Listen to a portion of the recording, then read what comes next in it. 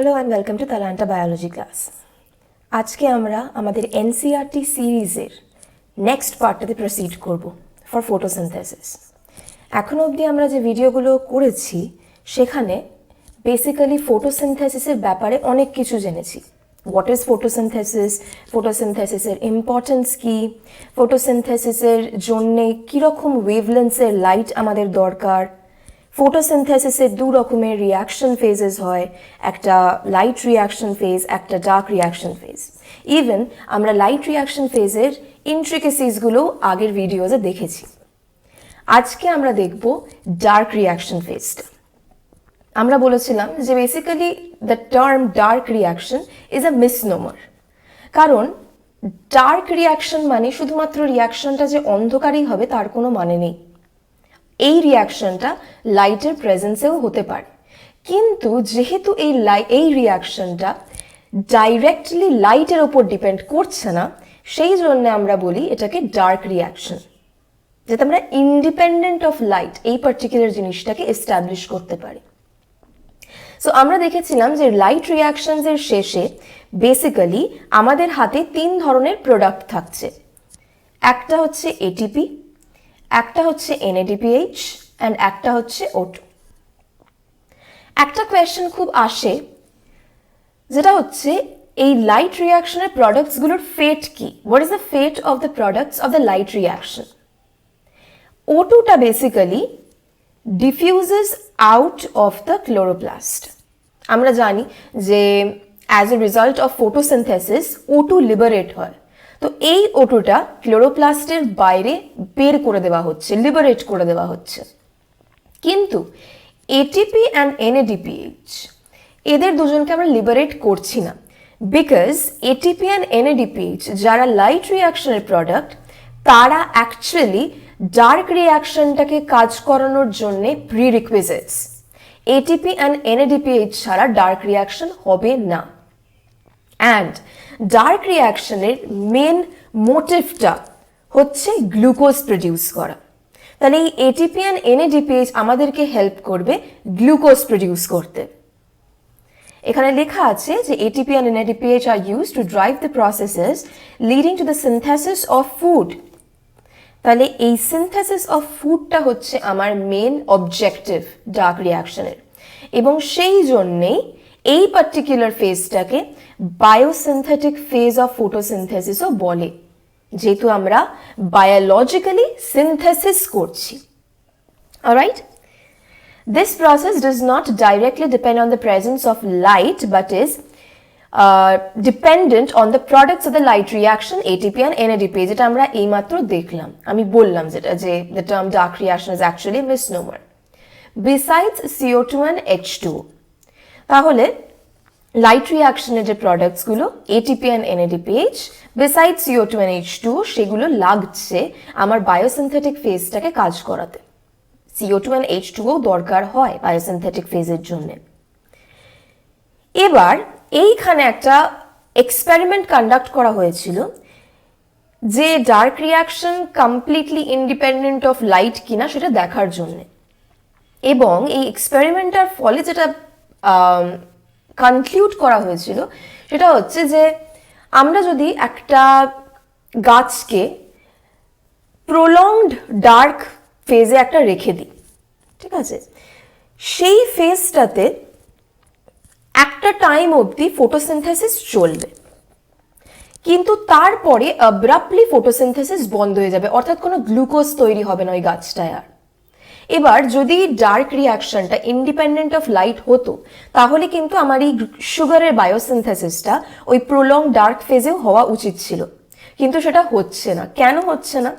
Because আমরা যখন ওই প্রলংড ডার্ক পিরিয়ডটায় এন্টার করছি, ইনিশিয়ালি আমার কাছে লাইট রিয়াকশনের প্রোডাক্টসগুলো থাকছে এটিপি অ্যান্ড NADPH, যেটা দিয়ে আমি সুগারকে সিনথেসাইজ করতে পারছি। কিন্তু ইভেনচুয়ালি যত বেশি টাইম যাচ্ছে এই প্রোডাক্টসগুলো ইউটিলাইজ হতে থাকছে, এবং একটা টাইম আসবে যখন এটিপি অ্যান্ড NADPH সাফিসিয়েন্ট অ্যামাউন্টে থাকবে না সুগারটাকে ম্যানুফ্যাকচার করার জন্য। এবং যেহেতু লাইট রিয়াকশন ওই সময় হচ্ছে না বা ঘটতে পারছে না লাইটের অ্যাবসেন্সের জন্যে, সেই জন্যে আর ফার্দার এটিপি অ্যান্ড NADPH তৈরিও হচ্ছে না। রিপ্লেনিশড হচ্ছে না সোর্সটা এটিপি অ্যান্ড এনএডিপিএইচ এ, সেই জন্য একটা টাইমের পরে ফটোসিনথেসিসটাই স্টপ হয়ে যাচ্ছে প্রলংড ডার্ক ফেজে।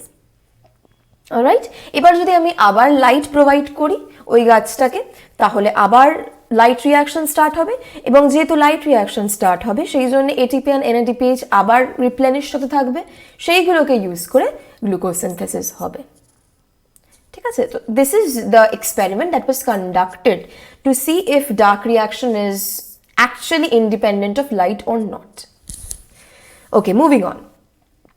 তো আগে আমরা দেখেছি যে CO2 is combined with H2O to produce CH2O whole n, that is একটা সুগারের general formula. It was of interest to scientists to find out how this reaction proceeded, or rather what was the first product formed when CO2 is taken into a reaction or mixed. আমরা আগেও বলেছিলাম যে directly CO2 and H2O মিলে যে CH2O whole n তৈরি হয়ে গেল তা কিন্তু না। There are a series of reactions যেগুলো ইভেন্চুয়ালি সুগারটাকে তৈরি করতে হেল্প করছে। তো সায়েন্টিস্টের একটা জেনুইন কিউরিওসিটি হয়েছিল যে ফার্স্ট প্রোডাক্টটা যেটা তৈরি হচ্ছে এই রিয়াকশনে সেটা কি। সো মেলভিন ক্যালভিন নামে একজন সায়েন্টিস্ট ফার্স্ট এই স্টাডিটা শুরু করেন, এবং উনি এই স্টাডিজগুলোর জন্য ইউজ করেছিলেন রেডিও অ্যাক্টিভ কার্বন 14C, যাতে উনি কার্বনটাকে ট্রেস করতে পারেন যে CO2 থেকে এই কার্বনটা কোথায় এক্স্যাক্টলি যাচ্ছে।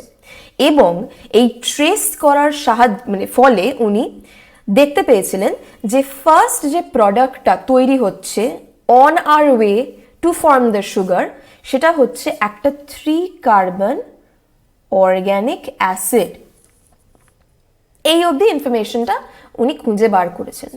তারপর ফার্দার যখন উনি আরও কাজ করলেন, তখন উনি এই পার্টিকুলার প্রোডাক্টটাকে আইডেন্টিফাই করলেন অ্যাজ 3-phosphoglyceric অ্যাসিড। এইটাই হচ্ছে আমাদের first CO2 fixation product. And এই পার্টিকুলার সাইকেলটা, যে সাইকেলটা থ্রু দিয়ে ফার্স্টে আমরা এই CO2 ফিক্সেশন প্রোডাক্টটা পাচ্ছি, and eventually moving on through the cycle আমরা সুগারটাকে তৈরি করতে পারছি। এই সাইকেল অফ রিয়াকশনসটাকে নাম দেওয়া হয়েছিল ক্যালভিন সাইকেল, মেলভিন ক্যালভিনকে অনার করার জন্য। So how many carbon atoms does it have? এই 3-phosphoglyceric acid কম্পাউন্ডটার বেসিক্যালি একটা 3 কার্বন কম্পাউন্ড, যেটা আমরা বললাম অলরেডি যে একটা 3 carbon organic acid. So basically PGA বা 3-phosphoglyceric acid is a 3 carbon compound.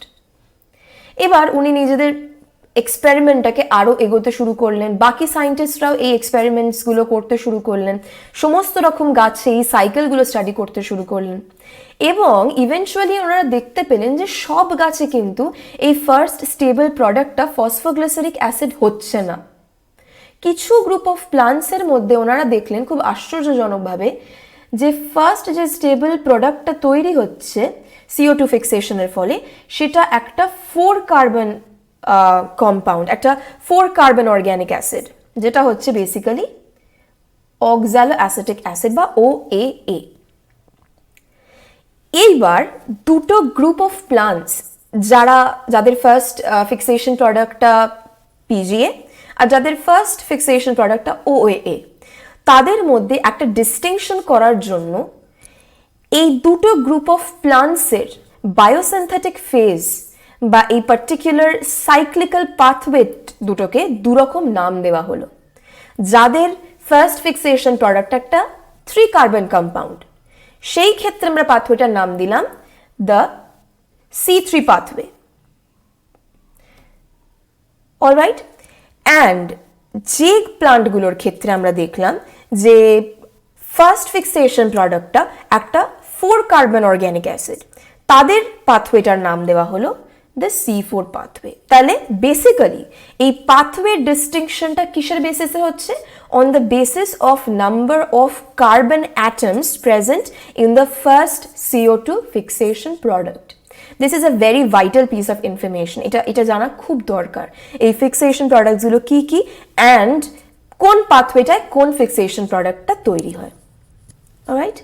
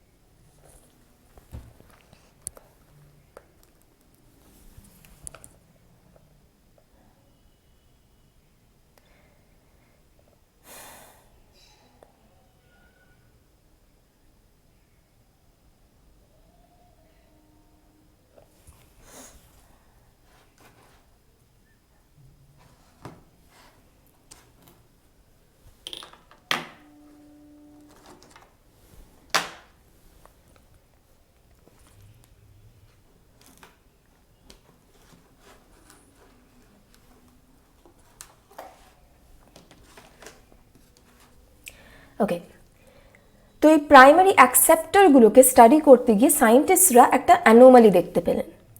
Basically আমার যেহেতু ফার্স্ট ফিক্সেশন প্রোডাক্টটা সে একটা 3 কার্বন কম্পাউন্ড, তাহলে এই ফিক্সেশন প্রোডাক্টটা তৈরি হচ্ছে একটা CO2 মলিকিউলকে নিয়ে। তাহলে টেকনিক্যালি যেটা হওয়া উচিত 3 এর মধ্যে 1 carbon actually comes from my CO2। 3 carbon এর মধ্যে 1 কার্বন কামস ফ্রম CO2। তাহলে আরেকটা যে কম্পাউন্ডটার সঙ্গে CO2 রিয়াক্ট করে PGA তৈরি করেছে, that compound must have 2 carbon atoms. তাহলে আমার এই ফার্স্ট কার্বন অ্যাকসেপ্টরটা, সেই অ্যাকসেপ্টরটার হওয়া উচিত একটা 2 carbon compound. This should be so. কিন্তু সায়েন্টিস্টরা স্টাডি করে দেখলেন যে C3 পাথওয়ের ক্ষেত্রে এই যে ফার্স্ট প্রাইমারি অ্যাকসেপ্টরটা কার্বন ডাইঅক্সাইডের, যে কার্বন ডাইঅক্সাইডের সাথে রিয়াক্ট করে PGA তৈরি করছে, that is not a 2 carbon compound. Instead সেটা একটা 5 কার্বন কিটোজ সুগার, এবং সেটার নাম হচ্ছে, কম্পাউন্ডটার নাম হচ্ছে রাইবিউলোজ বিসফসফেট। এই পার্টিকুলার জিনিসটা সায়েন্টিস্টদের প্রচণ্ড একটা কনফিউজিং ব্যাপার লেগেছিল, এবং সেই জন্যে সায়েন্টিস্টরা প্রচুর স্টাডি করেছিলেন এই পার্টিকুলার পসিবিলিটিটা নিয়ে। তো বেসিক্যালি যেটা এটার সলিউশন, যেটা অ্যাকচুয়ালি এটার the correct way to C this হচ্ছে, আমার কাছে RUBP রয়েছে, that is my ribulose bisphosphate, the primary acceptor. সেটা বেসিক্যালি আমার 5 কার্বন কম্পাউন্ড, আর সেটা রিয়াক্ট করছে, সেটা অ্যাকসেপ্ট করছে একটা CO2 মলিকিউলকে, যেটা বেসিক্যালি 1 কার্বন কম্পাউন্ড। তাহলে এদের মিলে যেটা তৈরি হবে সেটা হওয়া উচিত একটা 6 কার্বন কম্পাউন্ড। সেটা হচ্ছে না, হচ্ছে একটা 3 কার্বন কম্পাউন্ড তৈরি, যেটা হচ্ছে PGA। সো আমরা জানি যে কোনো কিছুই ব্যালেন্স ছাড়া হতে পারে না, there has to be a balance somehow. এই যে 3টে কার্বন মিসিং, এই 3টে কার্বনের কোনো একটা হিসেব থাকা দরকার। সেই হিসেবটা কিভাবে থাকছে?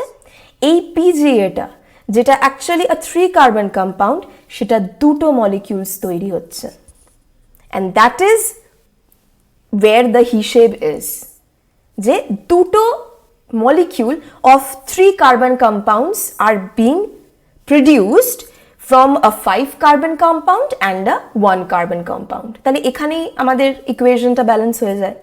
সো এই জিনিসটাতে সায়েন্টিস্টদের অ্যারাইভ করতে অনেক টাইম লেগেছিল, কারণ বেসিক্যালি তখন সায়েন্টিস্টদের কাছে এত টেকনোলজিস ছিল না, তাদেরকে যাই করতে হতো একদম বেসিক লেভেলে করতে হতো, just by observing most of the time.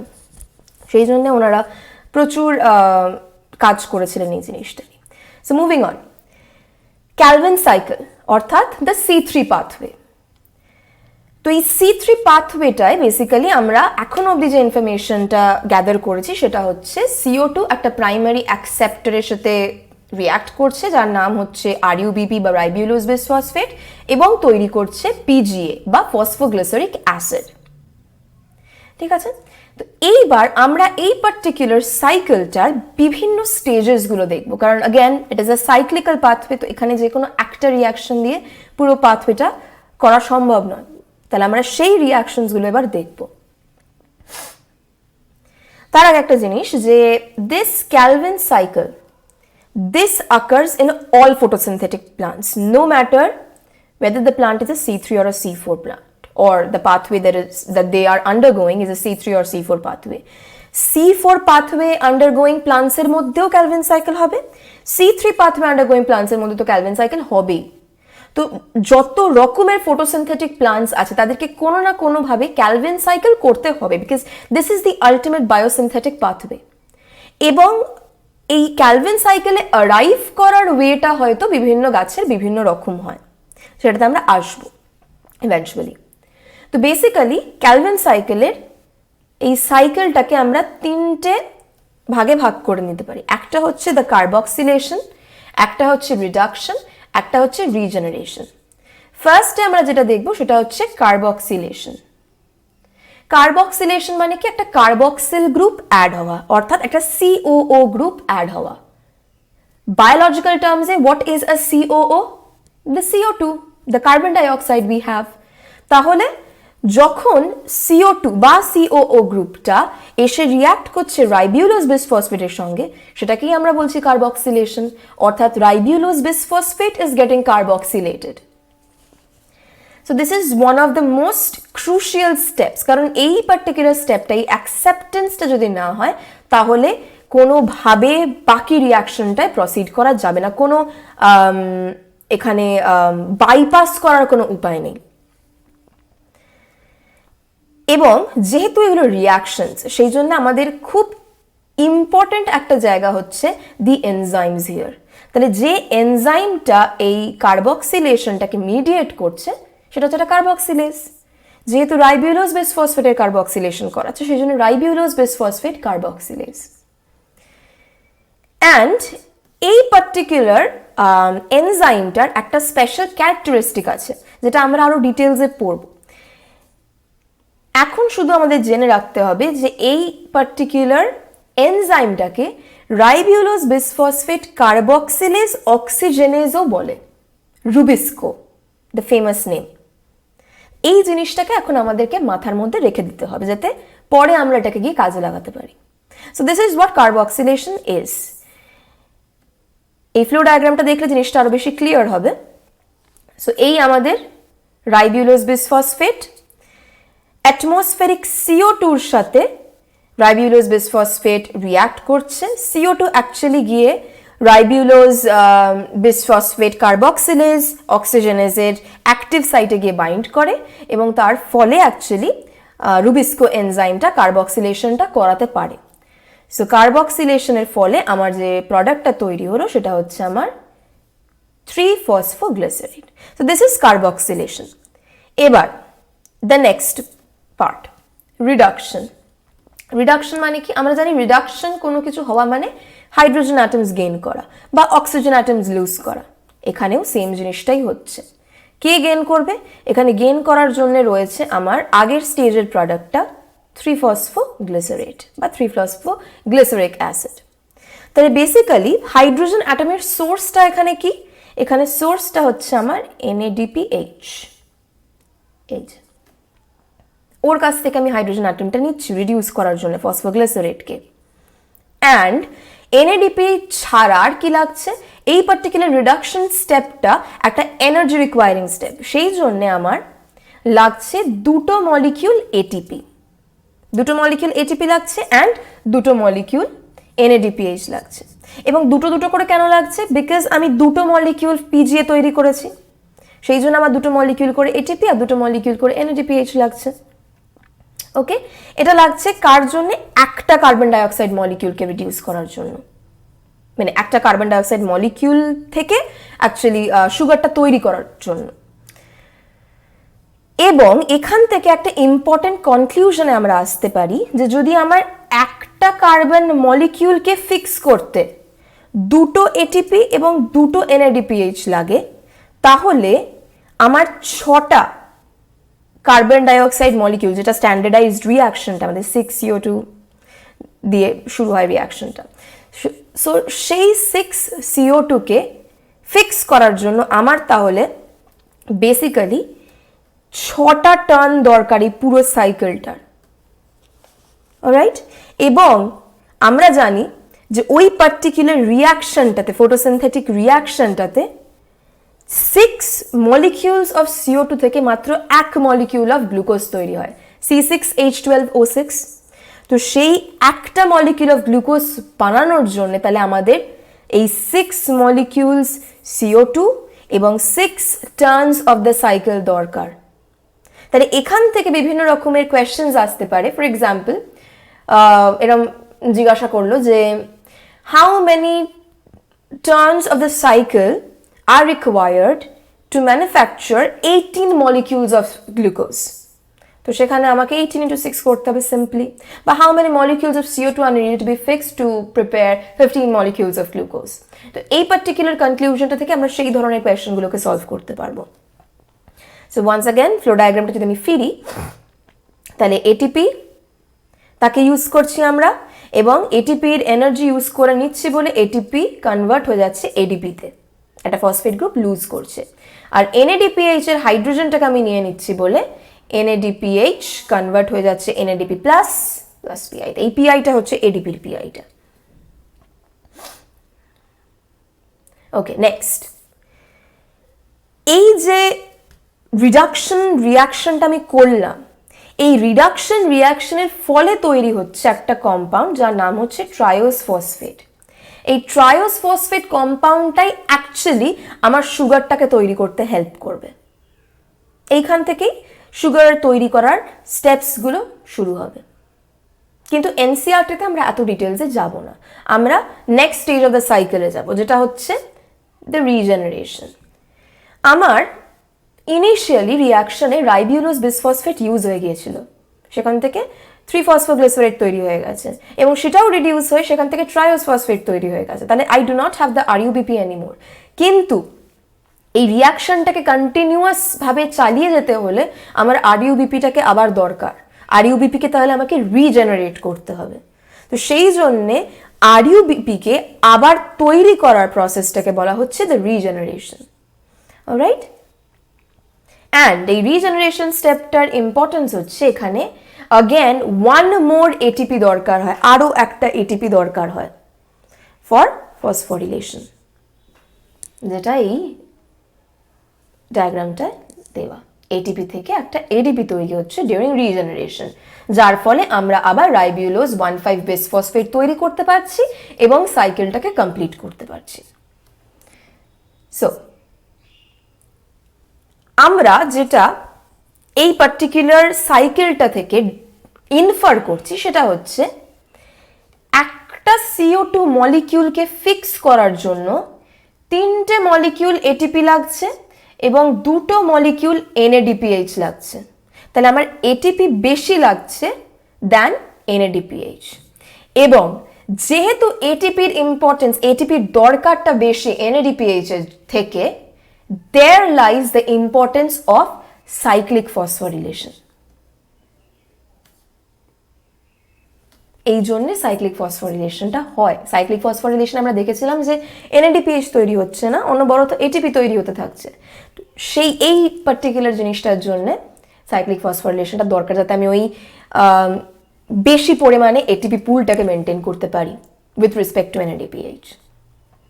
Two sum up things, আমি বেসিক্যালি একটা মলিকিউল অফ গ্লুকোজ তৈরি করার জন্য 6খানা CO2 নিচ্ছি, এই আমার এক গ্লুকোজ তৈরি হয়ে গেল, এবং 18খানা এটিপি ইউজ করছি, যার থেকে আমি বাই প্রোডাক্ট হিসেবে 18খানা এডিপি পাচ্ছি, আর 12খানা NADPH ইউজ করছি, যার থেকে আমি 12খানা NADP পাচ্ছি। তাহলে এটা হচ্ছে বেসিক্যালি আমার ক্যালভিন সাইকেলের stats. Okay, now the C4 pathway। কিভাবে C4 পাথওয়েটা different from the C3 pathway? এটা হচ্ছে সবচেয়ে classical question, how are the two pathways different? Already আমরা জেনে এসেছি যে দ্য ফার্স্ট ফিক্সেশন প্রোডাক্ট হচ্ছে দুজনের ক্ষেত্রে ডিফারেন্ট। একজনের ক্ষেত্রে একটা C3 কম্পাউন্ড, এদের ক্ষেত্রে একটা C4 কম্পাউন্ড, যেটা হচ্ছে অক্সালো অ্যাসিটিক অ্যাসিড। বাট এটা ছাড়া আরও ডিফারেন্সেস আছে। প্রথমত হচ্ছে একটা স্পেশালিটি আছে C4 প্লান্টসে, ড্রাই ট্রপিক্যাল রিজিয়নসে ওয়েল অ্যাডাপ্টেড এই গাছগুলো। অলরাইট, C4 অক্সালোঅ্যাসিটিক অ্যাসিড, এটা আমরা আগেই জেনে এসেছি। কিন্তু তার মানে কিন্তু এইটা নয় ওরা অক্সালোঅ্যাসিটিক অ্যাসিড দিয়ে ওদের পাথওয়েটা শুরু করছে, মানে এটা নয় যে ওদের ক্যালভিন সাইকেল ইউজ হচ্ছে না, যেটা আমরা অলরেডি দেখলাম যে প্রত্যেকটা ফটোসিনথেটিক প্লান্টসের ক্যালভিন সাইকেল দরকার। তো এখানেও oxaloacetic acid first fixation product হলেও Calvin cycle takes place. Okay, তাহলে ওরা কিভাবে different other than this? First of all, সবচেয়ে important point of difference between them, they have a special kind of leaf anatomy. ওদের লিফের মধ্যেকার অ্যারেঞ্জমেন্টটা সেলসের একটু different. Secondly, they can tolerate high temperatures. Normal plants, C3 plants যারা শুধুমাত্র C3-র ওপরে ডিপেন্ড করে, তাদের থেকে অনেক বেশি হাই টেম্পারেচার্স ওরা টলারেট করতে পারে। আগেন আমরা আগেই দেখলাম যে ওরা ড্রাই ট্রপিক্যাল রিজনসে adapted. They show a response to high light intensities. অর্থাৎ লাইট ইন্টেন্সিটি যখন হাই হবে তখন হয়তো সমস্ত C3 প্লান্টস নিজেদের ফটোসিনথেটিক রেটকে হাই করতে পারবে না, কিন্তু C4 প্লান্টস পারবে টু সাম এক্সটেন্ট।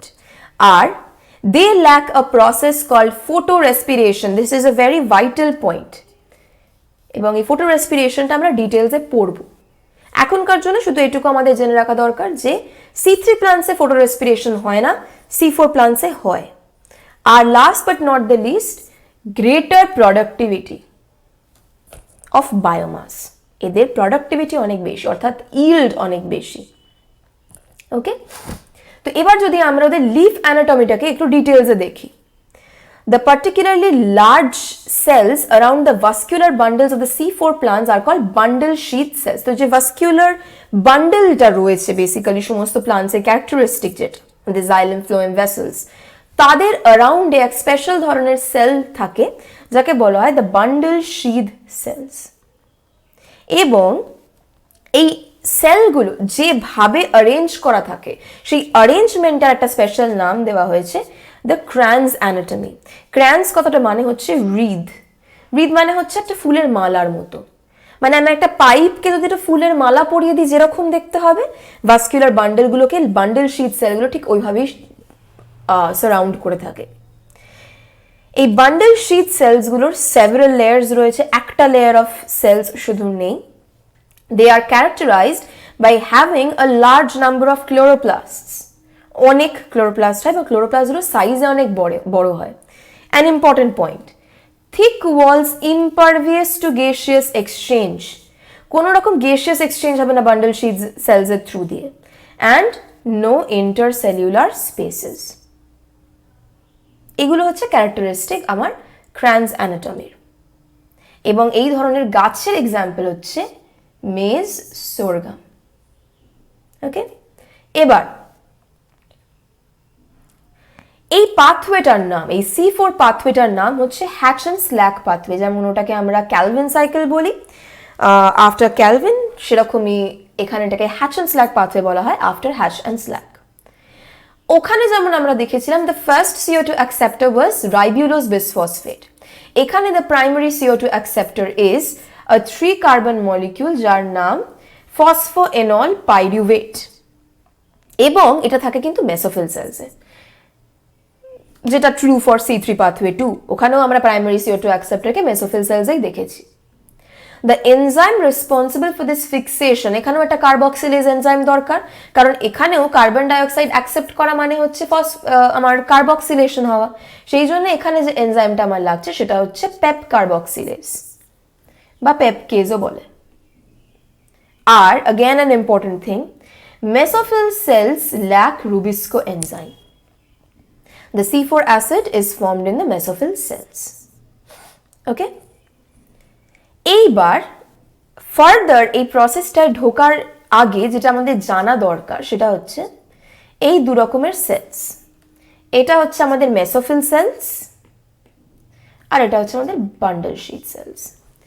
এবার কেন, what is the importance of this arrangement, কেন এই ধরনের গাছগুলো নর্মালি ক্যালভিন সাইকেল করতে পারে না?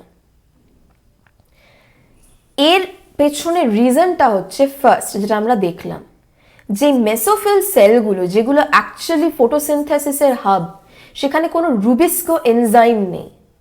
আর যদি রুবিস্কো এনজাইমটা না থাকে তাহলে রাইবিলোজ বিসফসফেটকে আমি পিজিএতে কনভার্ট করতে পারবো না। তাহলে আমার ফার্স্ট স্টেপটাই হচ্ছে না C3 পাথওয়ের। সেকেন্ডলি, বান্ডেল শীট সেলসে রুবিস্কো থাকে, তাহলে আমি ইজিলি বান্ডেল শীট সেলসেই আমার ফটোসিনথেসিস করতে পারতাম ডাইরেক্টলি। আমি RUBP-কে ফিক্স করে দিতে পারতাম বাই CO2 রুবিস্কোকে ইউজ করে, কিন্তু কেন সেটা পারছি না? বিকজ বান্ডেল শীট সেলস আমরা এইমাত্র পড়লাম impervious to gases. Bundle sheath cells বাইরে থেকে কার্বন ডাইঅক্সাইডটাকে নিতেই পারবে না, সেই জন্য আমাদেরকে একটা এখানে ডিটুর করতে হচ্ছে। দু রকমের সেল লাগছে, একজন যে বাইরে থেকে কার্বন ডাইঅক্সাইডটা নেবে আর একজন যে সেই কার্বন ডাইঅক্সাইডটাকে ইউজ করে C3 সাইকেলে ঢোকাবে। Okay, this is very important to know and understand যে কেন অ্যাকচুয়ালি আমাদের এই C4 পাথওয়েটা ইভলভ করলো। সো নাও মুভিং অন, আমার অ্যাটমসফেরিক CO2 টা মেসোফিল সেলসে ঢুকে বাইকার্বনেট আয়নে কনভার্ট হলো। ওকে, কার্বনিক অ্যানহাইড্রেজ এনজাইমের হেল্পে অবভিয়াসলি। এবং এই ফসফেনল পাইরুভেট যেটা আমাদের প্রাইমারি অ্যাকসেপ্টর, সে কার্বক্সিলেটেড হলো উইথ বাই আর কি HCO3 minus with the help of PEPcase. Fixation হলো, ফিক্সেশনের ফলে কি তৈরি হলো? The C4 acid, the first fixation product, অর্থাৎ অক্সালো অ্যাসিটিক অ্যাসিড। এবার এই oxaloacetic acid basically is not able to get transported from one cell to another. তো সেই জন্য অক্সালো অ্যাসিটিক অ্যাসিডকে বেসিক্যালি কনভার্ট হতে হয় ম্যালিক অ্যাসিডে এই ট্রান্সপোর্টটা ঘটানোর জন্য। তো ম্যালিক অ্যাসিড চলে আসছে আমার বান্ডল শিট সেলসে, এবং ম্যালিক অ্যাসিড এবার আমি ম্যালিক অ্যাসিডকে ডিকার্বক্সিলেট করছি, কারণ আমার এই CO2 টাকে আবার দরকার। কেন দরকার? কারণ আমি C3 পাথওয়েতে ঢোকাবো। তাহলে ম্যালিক অ্যাসিডকে আমি ডিকার্বক্সিলেট করলাম, দিয়ে একটা C3 অ্যাসিড তৈরি করলাম, এবং এর থেকে আমি CO2 টা নিয়ে নিয়েছি। এই CO2 টাকে আমি ঢুকিয়ে দিলাম ক্যালভিন সাইকেলে, এবং এই C3 অ্যাসিডটাকে ফার্দার আমি আবার ট্রান্সপোর্ট করে দিলাম আমার মেসোফিল সেলসে, কারণ আমাকে ফসফোএনল পাইরুভেটকে আবার রিজেনারেট করতে হবে আগের বারের মতোই, C3 পাথওয়ের মতোই। তো সেই রিজেনারেটটা যাতে আমি করতে পারি, সেই জন্য যে রেজাল্টেন্ট C3 অ্যাসিডটা 3 কার্বন অ্যাসিড, সেটাকে আমি পাঠিয়ে দিলাম আবার back to the mesophyll cells, যাতে এই সাইকেলটা কন্টিনিউ হতে থাকে। So this is what is elaborated here. Basically, this is very easy. একটু ডিফিকাল্ট লাগে প্রথমে টু লুক অ্যাট, কিন্তু ইভেন্চুয়ালি আমরা ব্যাপারটা আন্ডারলাইন ফিনোমিননগুলো বুঝে গেলে আর there is nothing in it. Okay? So এখানে again লেখা যে ribulose bisphosphate carboxylase oxygenista rich in the bundle sheath cells but absent in the mesophyll cells. Okay, again one more thing here, এই পেপকেজ এনজাইমটাও কিন্তু আবার bundle sheet sales এর মধ্যে নেই, কারণ পেপকেজটার ওদের কোনো দরকার নেই, ওখানে আমরা ফসফেনল পাইরুভেটকে কার্বক্সিলেজ করছি না। ওকে, অ্যান্ড अगेन যেটা এখানে আবার রিপিট করা হয়েছে যে ক্যালভিন পাথওয়েটা common to both C3 and C4 plants. ওকে,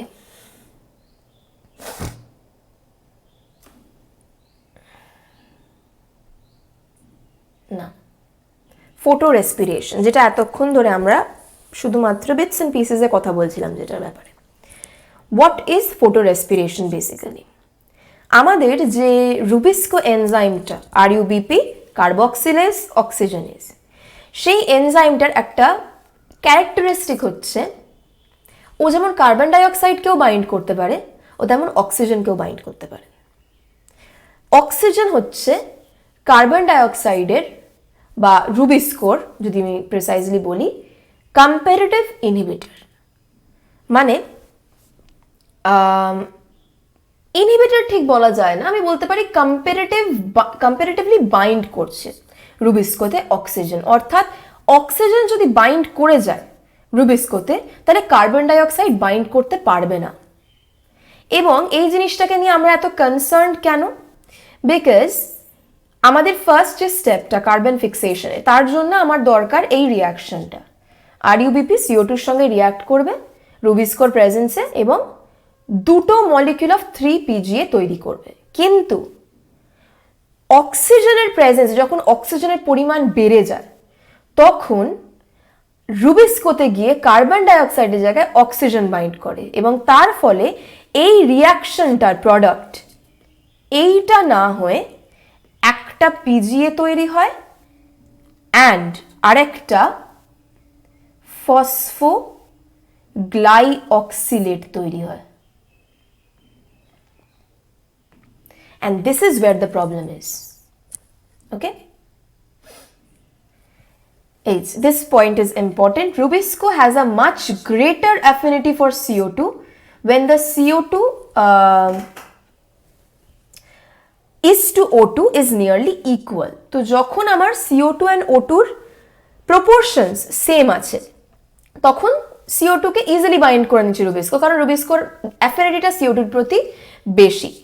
কিন্তু যখন এই রিলেটিভ কনসেন্ট্রেশনটা ডিফার করে যাচ্ছে, যখন O2 এর কনসেন্ট্রেশনটা CO2 থেকে বেশি হয়ে যাচ্ছে, তখন আর CO2 কিন্তু বাইন্ড করতে পারছে না, তখন O2 বাইন্ড করে যাচ্ছে, সেটাই এখানে লেখা আছে যে in C3 plants some O2 does bind to Rubisco and hence CO2 fixation is decreased.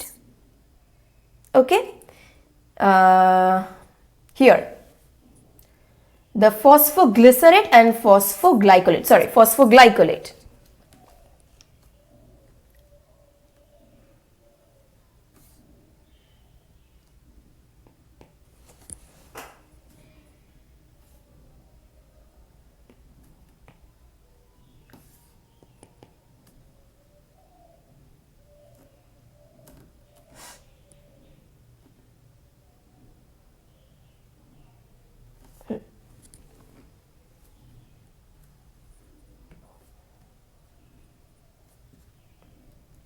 So this will be my phosphoglycolate.